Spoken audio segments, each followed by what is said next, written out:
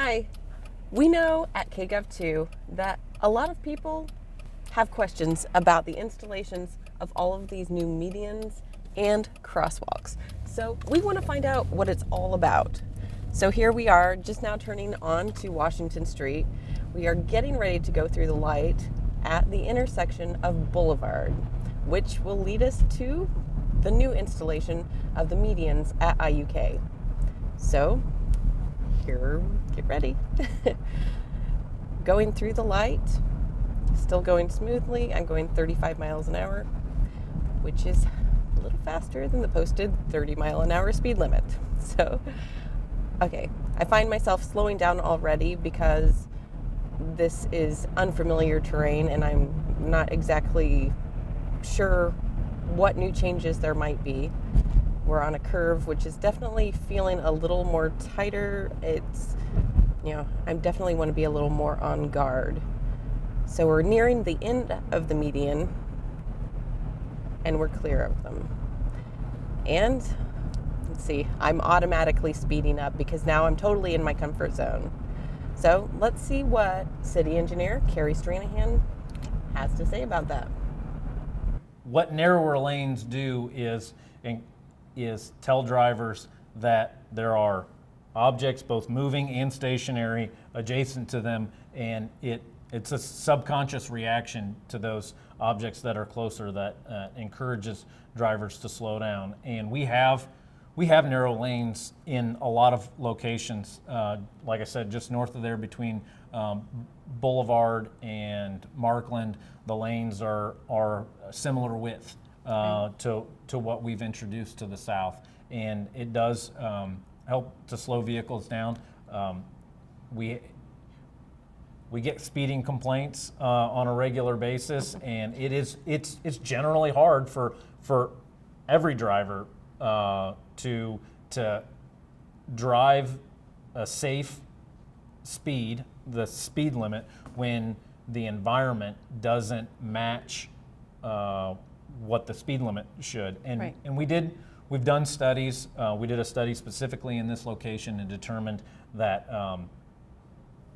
vehicles were in general driving faster than what a safe speed would be for that area. And so we felt comfortable that installing a median, extending the median, widening the median to narrow the lane widths would encourage drivers to slow down. And I'm excited to once the project is 100% complete, go out and do our investigation to determine just how much we have slowed vehicles down. The safest roads are those that feel the least safe, demanding more attention from drivers. Jeff Speck, author of Walkable City. One of the ways that traffic speed is reduced is by narrowing lanes. But how do we measure up? According to the U.S. Department of Transportation, lane width may vary from 10 to 12 feet. On Washington Street, we worked to develop a lane width of about 10 feet 6 inches. We had to work within the existing curbs because we didn't want to replace all the curbs and do a complete reconstruction. Would have been cost prohibitive. A lot of conversation in the community is people believe they are for beautification purposes. There's obviously a aesthetic benefit to having medians on a street. You've got opportunity for trees, landscaping, lighting. We have on Apperson, we have a decorative fence that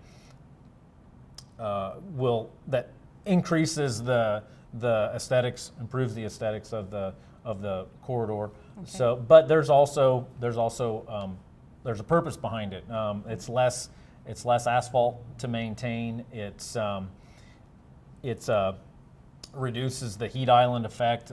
Anytime asphalt's extremely hot and reflects heat back up into the atmosphere and in the warm months, and so that helps reduce that. It soaks up carbon emissions from vehicles. The landscaping does. The location having lighting in in the median is more efficient than having lighting alternating or in line on both sides of the street. So it improves safety by, in some instances, by prohibiting left turns, which left turns can cause conflicts and therefore cause accidents. So there's a lot of other benefits. It's not necessary for every street, but in places where it works from a traffic management standpoint, definitely should be considered. So the installation of the medians isn't just for car traffic. It's also supposed to help pedestrian traffic, and I want to find out what that's all about. So we're getting ready to cross here between the Annex and IUK, just as many students will do in the near future. So I'm looking both ways. There's nothing coming. Feeling good because I know I can stop. There are a couple cars coming, so I'm stopping, I'm waiting. I'm totally protected because there are these things going, and cars have even seen me. They slowed down. I feel really comfortable. So I can go ahead and cross, not stressed out. I didn't have to run, and that's great. So apparently the new median worked. We've moved up here just about a block or so. We're still at the IUK campus, and I want to try crossing the street without the median to see what the difference really is. So there's a lot of traffic. Now I feel like I'm playing Frogger because I have to make sure there is a gap big enough for me to run across without any traffic. This is definitely not safe. I am very nervous and very uncomfortable. Okay. But I made it. That was not fun. It was very dangerous. So I would definitely prefer to cross at the median. There is a significant difference in the survivability of a pedestrian accident between 30 miles an hour and 40 miles an hour. Yes. And so slowing vehicles down that amount is imperative if there is an accident that improves the